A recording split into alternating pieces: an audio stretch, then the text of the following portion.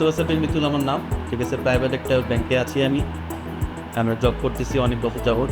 আর আমার ছেলে এবং আমার ওয়াইফ, এই আমার নাম।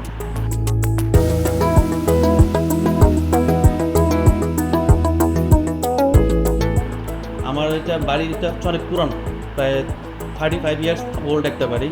তো প্রথমে আমার যখন কাজ করতে যাব বা আমি নিজের জন্য ফ্ল্যাটের কাজ করব, তখন আমার মনে হলো যে আগের যে সিস্টেম বা আগের যে ফ্লোর প্ল্যান, ওই প্ল্যান অনুযায়ী আসলে বর্তমানে তো কোনো কিছু যায় না। এরপরে আমি চিন্তা করলাম যে একটা ইন্টেরিয়র ফার্মের সাথে কথা বলি। তখন আমি সার্চ করা শুরু করি। সার্চ করতে করতে বিভিন্ন অনলাইনেই সার্চ করতেছি। এর মধ্যে একটা দুইটা কোম্পানির সাথে কথা বলছি, বাট তাদের সাথে আসলে কথা বলে অতটা ভালো লাগে না।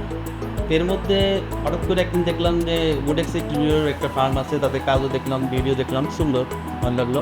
তো সার্চ করে যখন কথা বলতে যাবো, তখন দেখি যে তাদের অফিস হচ্ছে আমার নিজের এরিয়াতে। তারপরে তো কল করলাম, কল করার পরে আফজাল ভাইয়ের সাথে কথা হইলো। তো আফজাল ভাইয়ের সাথে কথা বলেও ভালো লাগলো।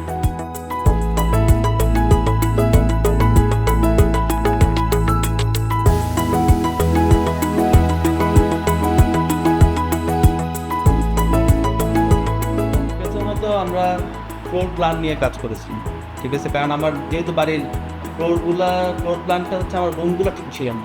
রুম, ওয়াশরুম, কিচেন এগুলো স্ক্যাটার্ড ছিল। আর সম্পূর্ণ বাড়িটা বানানো ছিল হচ্ছে ভাড়াটিয়াদের কথা চিন্তা করে, নিজের থাকার মতো করে কোনো করা হয় না। আর যেহেতু অনেক পুরানো, রুমগুলো ছিল বড় বড়, বিশাল বিশাল রুম, আর কিছু মিস্ত্রি ছিল না। তো এখন ওইটাকে কীভাবে সাজানো যায় ওইটা নিয়ে কথা বলতে বলতে তখন আফজাল ভাই ফ্লোর প্ল্যানটা প্রথমে আমাদেরকে রেডি করে দেয়।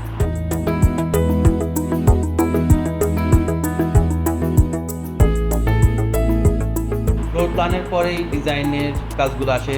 জানতে চাই যে কী কী চাই, আমার রিকোয়ারমেন্ট কী কী কী, মানে কয়টা রুম চাচ্ছি, রুমের মধ্যে আমি কালার কম্বিনেশনটা কী চাচ্ছি, কী কী ধরনের কাজ চাচ্ছি।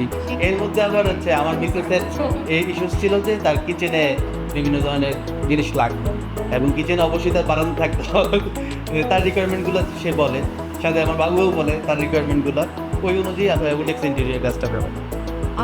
যখন আমরা যখন খোঁজা শুরু করলো, তখন আমি বললাম যে আমাদের বেডরুমগুলো আমি সিম্পল রাখতে চাচ্ছি, বাট মানে একটু আধুনিকতা ছোঁয়াও রাখতে চাচ্ছি সাথে।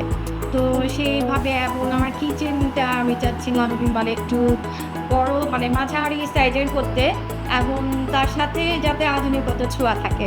তো সেই অনুযায়ী আমি সব কিছু রিকোয়ারমেন্ট যেমন Woodxের সাথে শেয়ার করেছিলাম। তো ওনারা আমাকে সেরকমভাবেই, মানে ওনারাও আমাকে সাজেশন করেছে যে কী কী করলে ভালো হয়, এটার সাথে অ্যাড করলে ভালো হয়।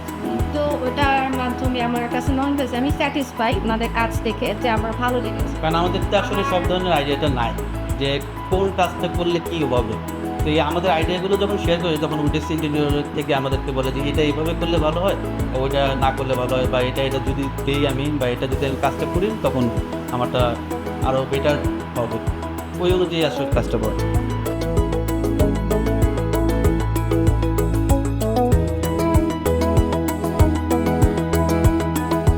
কাজ চলাকালীন সময়ে আসলে সব ধরনের কাজ তো আর Woodx Interior করে, কারণ আমার ব্রিক ওয়াল থেকে শুরু করে অন্য কাজগুলো আমি বাইরের লোক দিয়ে করিয়েছিলাম। তখন ওদের কিছু কাজে ঝামেলা হয়।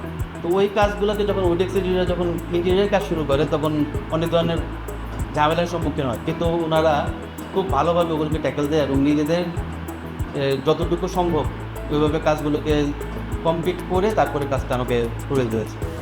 মানে যেটাতেই ঝামেলা হয়েছে সেটা নিজেরাই সলভ করে নিচ্ছে।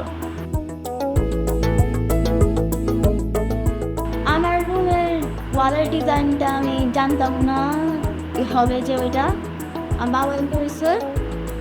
আমি রুমের কালার চুজ করেছিলাম গ্রে আইস।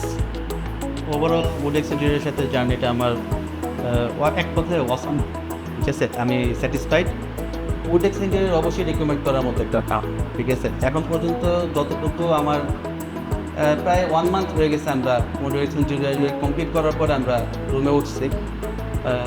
অলরেডি যতটুকু মানে সবে তো থাকার পরে বোঝা যায় যে আসলে কী কাজ হয়েছে, কী কাজ হয়নি, কোনটা ফল্ট আছে।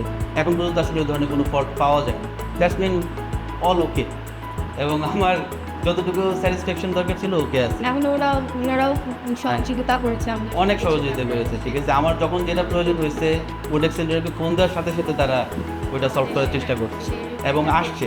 এবং thank you to Woodx Interior, ঠিক আছে, বেস্ট অফ লাক।